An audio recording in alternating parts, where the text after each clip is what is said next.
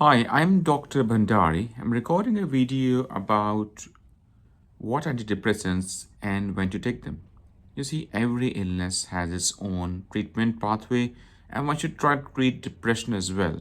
You see, sadly, in a country, depression is exponentially increasing month on month, year on year. Every day, every hour, one child dies from suicide in India, and that is a preventable death. So I think it's very important we treat something which is treatable. However, before I come to medications for depression called as antidepressants, I also want to discuss about some other measures which can be of use.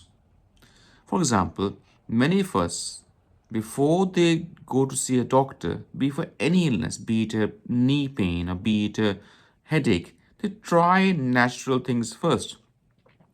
Rushing to a doctor straight on for any small issue is not a good idea. So if someone has a knee pain, they first try to exercise a bit. They might want to see a physiotherapist. It hasn't helped, they may go to orthopedician who may then recommend a medication.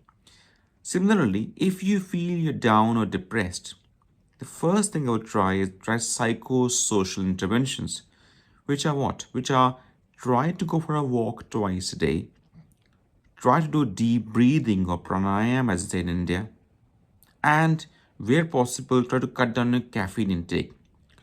Let me take each of these one by one. For example, if you go to a walk twice a day, you release endorphins. Endorphins are body's endogenous morphine. These are the things which can really make you feel a little more brighter, and there is scientific evidence to prove for that. Similarly, if you stretch your lungs by deep breathing, bit like you stretch your legs when you're walking, it can help. The endorphin release can help.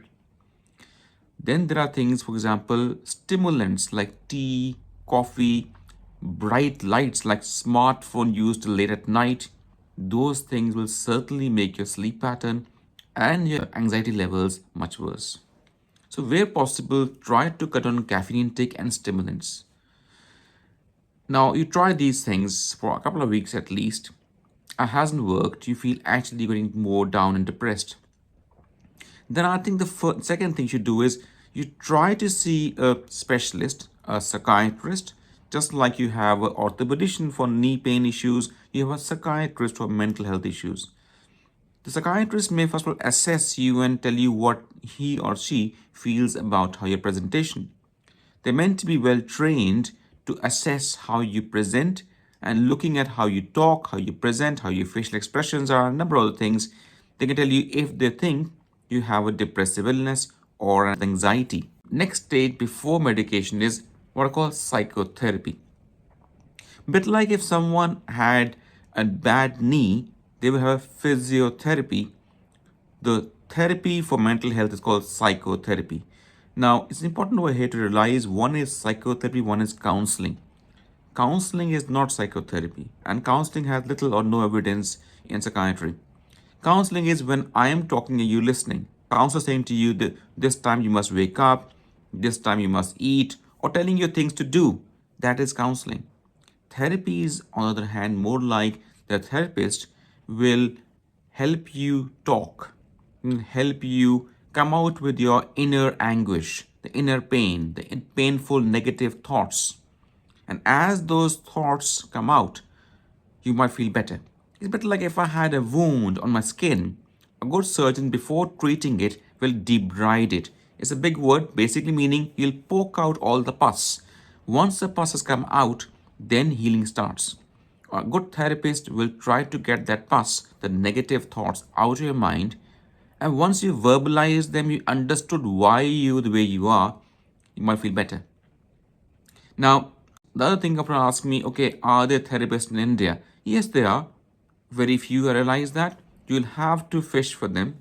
And then the question comes, how will I choose who's a good therapist?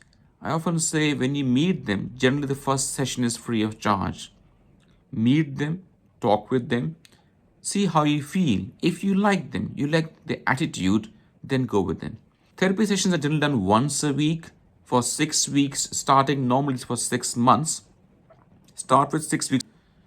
and then see how it's going. If it's helpful, continue for 6 months. It can be much longer sometimes as well.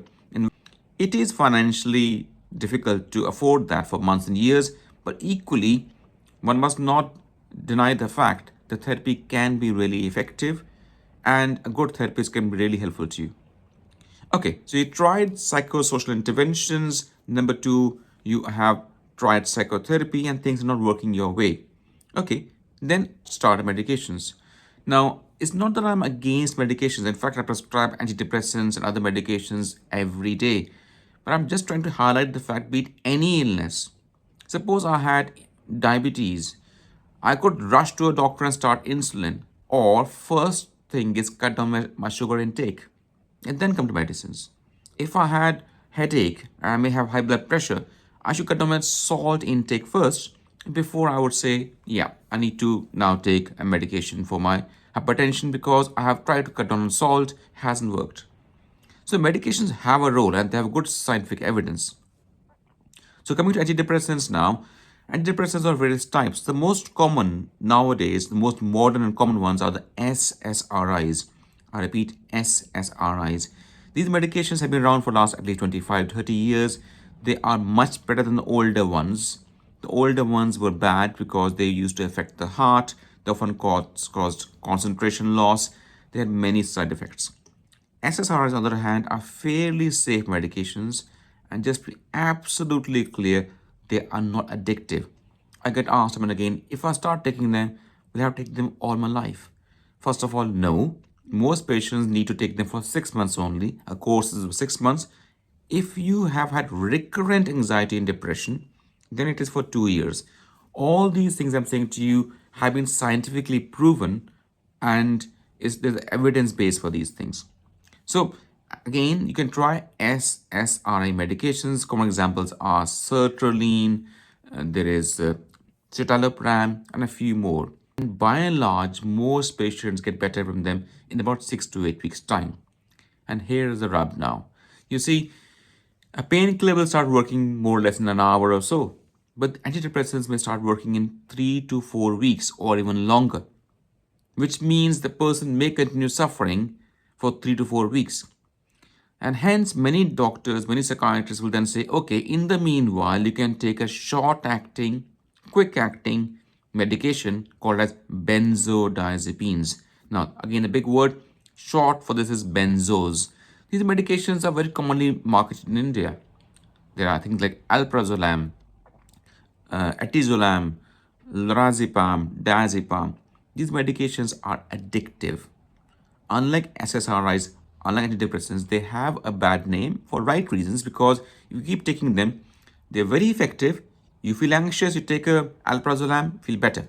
The problem is, it's like alcohol.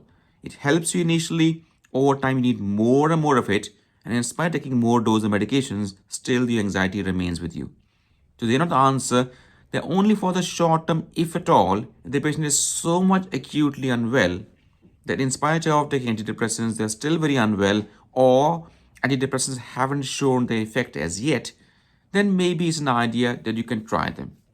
But I repeat, the first thing is SSRIs, and second line anti-anxiety medications like the benzodiazepines, but only and only if required with caution, using sparingly. So these are the two main medications. Now, sometimes you also give medications called antipsychotics. Examples are risperidone, there's olanzapine, haloperidol. These medications are not for depression or anxiety, but they can be helpful as mood stabilizers. You see, when someone has depression or anxiety, their mood can vary a lot. You feel very anxious in the morning, and towards evening they're better. Or they have within the same day multiple cycles of mood changes. So these antipsychotic medications can be used as augmentation to add on to the effect of antidepressants. But I must say they are third line, not first, second, the third line. And like any medication, they have side effects. Olanzapine, for example, can increase your weight, can make you more prone to diabetes. But again, if you are well informed and you know the pros or cons of all the medications, it will help. So going back to the thing again, if someone has depression, the question was when should you take antidepressants? If I were you, if I had depression or any other illness like that, I would first of all try non medicinal routes, which are again psychosocial interventions, regular walk, getting a natural endorphins out, sleeping at the right time, avoiding fizzy drinks and caffeine laced things. Where possible, try to do deep breathing. And if it hasn't helped, then consider seeing a psychiatrist and look for a good psychotherapist. It is a long process, I realize. People often ask me, look, when I have a knee pain after 2 days or 3 days, I'm fine. Depression is a chronic illness. It can take months and years, sadly, for some people, though for majority, in about 6 to 8 weeks, 70% of those taking antidepressants, 6 weeks, they feel much better. And I repeat that majority of them are able to come off the medications after 6 months. One more thing also comes to me often is that antidepressants, they often have a some sort of stigma around them. So if I were to have a diabetes, I would happily take insulin all my life. If I had hypertension, I will take medicine for it all my life. But if I had depression, I'm always very kind of cautious. Oh, no, I shouldn't take it more than a few weeks. Why is that so? You see, depression is a brain illness, a mental illness, but a brain illness. It is just like heart attacks, it is mortality causing. It can kill. I told you before, every hour one child is killing themselves from suicide. The most common cause of death among youth in India is not a heart attack or not a even RTA, road traffic accident. It actually is depression. How sad is that now? How sad is that? And this illness, I repeat, is treatable within 4 to 6 weeks. Many feel much better, but 6 months often return to normalcy. Just imagine a young child's life would have been saved had they tried these three things. Again, psychosocial interventions, therapy, but also where required medications. Thank you.